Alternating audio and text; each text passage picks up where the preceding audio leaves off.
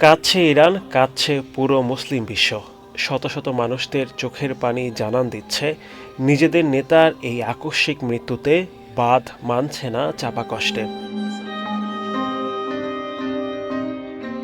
পশ্চিমাদের চোখে চোখ রেখে ফিলিস্তিন সহ মুসলিম দেশগুলোর পাশে দাঁড়ানো মানুষটির নিথর দেহের সামনে যেন নিজেদের অনেকটা অসহায় মনে করছে তেহরানবাসী।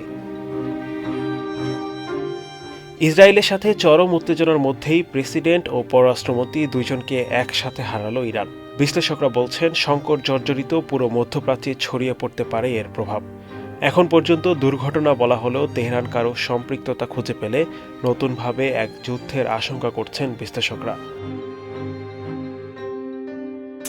هرگز نمی‌سوزد যুক্তরাষ্ট্রসহ পশ্চিমাদের চোখ রাঙানি তো ছিলই। ইব্রাহিম রাইসি ক্ষমতায় থাকাকালীন নতুনভাবে উত্তেজনার ঝড় উঠেছিল ইরান ইসরায়েলের সম্পর্কে।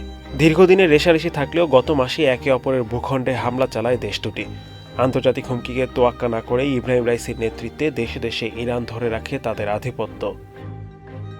এমনকি ফিলিস্তিন ইস্যুতে যুক্তরাষ্ট্রসহ ইসরায়েলিদের বিরুদ্ধে প্রথম থেকে সোচ্চার ছিলেন রাইসির সরকার। ইরান সমর্থিত হুতি বিদ্রোহীরা প্রত্যক্ষভাবেই ফিলিস্তিনিদের পাশে দাঁড়িয়েছিল। ইরাক, সিরিয়া, লেবানন সহ মধ্যপ্রাচ্যে যে সশস্ত্র গোষ্ঠী রয়েছে তেহরানের, বর্তমান সরকারের আমলে সেগুলো আরও শক্তিশালী হয়েছে।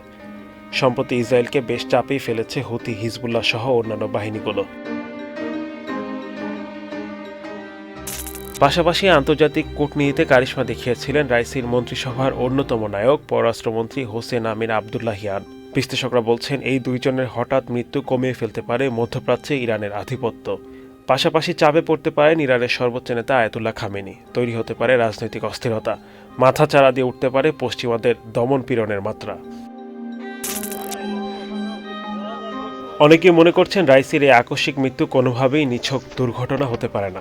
পূর্ণ তদন্ত শেষ হওয়ার পরেই জানা যাবে আসল কারণ। কোনোভাবে তেহরান যদি অন্য কোনো পক্ষের সম্পৃক্ততা খুঁজে পায়, সেক্ষেত্রে মধ্যপ্রাচ্যের সংকট আরও বাড়ার আশঙ্কা বিশ্লেষকদের।